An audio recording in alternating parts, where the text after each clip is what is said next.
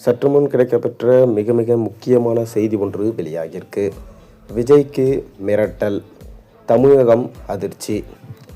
எதிர்க்கட்சி தலைவர்கள் பாஜகவுக்கு எதிரானவர்கள் மீது அமலாக்கத்துறை, வருமான வரித்துறை மூலமாக நெருக்கடி கொடுத்து மத்திய அரசு முடக்குகிறது.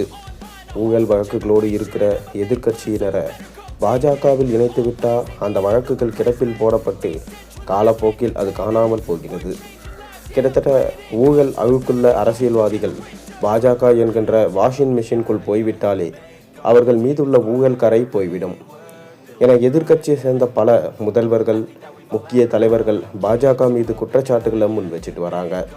இந்த நிலையில்தான் விஜய்க்கு சென்சார் மூலமாகவும் சிபிஐ மூலமாகவும் நெருக்கடிகள் கொடுத்து பாஜக ஏதோ ஒரு ஒப்பந்தம் போட முயற்சிப்பதா தமிழ்நாடு காங்கிரஸ் தலைவர் செல்வ பெருந்தகை ஒரு குற்றச்சாட்டு முன் வச்சிருப்பது விஜய பாஜக கூட்டணிக்குள் இழுப்பதற்காக நெருக்கடிகள் தரப்படுகிறதா?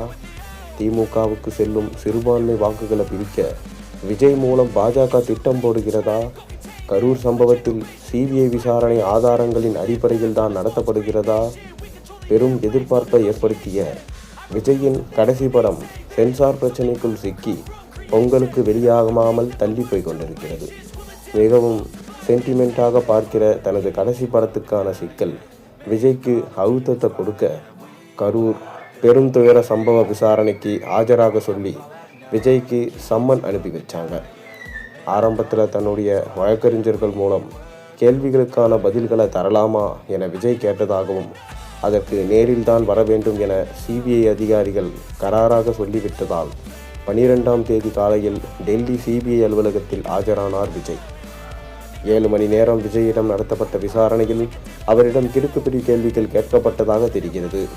பேருந்து மீது நின்று பேசி கொண்டிருந்த போதே பலர் மயக்கமடைந்தது தெரிந்தும் மீண்டும் ஏன் பேச்சை நிறுத்தவில்லை? சிலர் மயக்கமடைந்த போது நீங்களே தண்ணீர் பாட்டில்களை கொடுத்தீர்கள், அப்போதும் அதன் தீவிரத்தை நீங்கள் ஏன் உணரவில்லை? உயிர் பலி ஏற்படும் ஏன் கிளம்பி சென்றீர்கள் என பல கேள்விகள் தயாரிக்கப்பட்டிருப்பதாக சொல்லப்படுகிறது. இதில் இத்தனை கேள்விகள் கேட்டு அதற்கு விஜய் என்ன பதில் சொன்னார் என்கின்ற விவரங்கள் இன்னும் வெளியாகவில்லை. அதே சமயம் கரூர் சம்பவத்திற்கு தாவேகா பொறுப்பில்லை என விஜய் பல குற்றச்சாட்டுகளை மறுத்திருப்பதாக தெரிகிறது. மேலும் சிபிஐ, அமலாக்கத்துறை, வருமான வரித்துறை மாதிரியான அமைப்புகளை முறைகேடாக மத்திய அரசு பயன்படுத்தியது என்று எதிர்க்கட்சிகள் முறையிட்டது. ஆனால் அந்த வழக்குகளை உச்சநீதிமன்றம் தள்ளுபடி செய்ய உத்தரவிட்டது. கூடவே மத்திய விசாரணை அமைப்புகள் சட்டத்தின்படி செயல்படவில்லை என கருத்து தெரிவித்த உச்சநீதிமன்றம் எதிர்க்கட்சிகளின் குற்றச்சாட்டுகளில் போதிய ஆதாரங்கள் இல்லை என சொல்லியிருந்தது. மேலும் தமிழ்நாடு உட்பட பல மாநிலங்களில் அமலாக்கத்துறை அதிகாரிகள் லஞ்சம் பெற்றதா பதியப்பட்டு கைது செய்யப்பட்ட நிகழ்வுகளை எளிதாக கடந்து போய்விட முடியாது.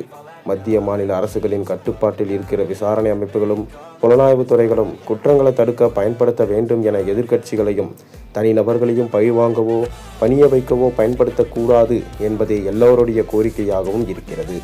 விஜயை அப்படி மிரட்டி கூட்டணிக்கு இழுக்கக்கூடாது என கலங்குகிறார்கள் தாவேகா நிர்வாகிகள்.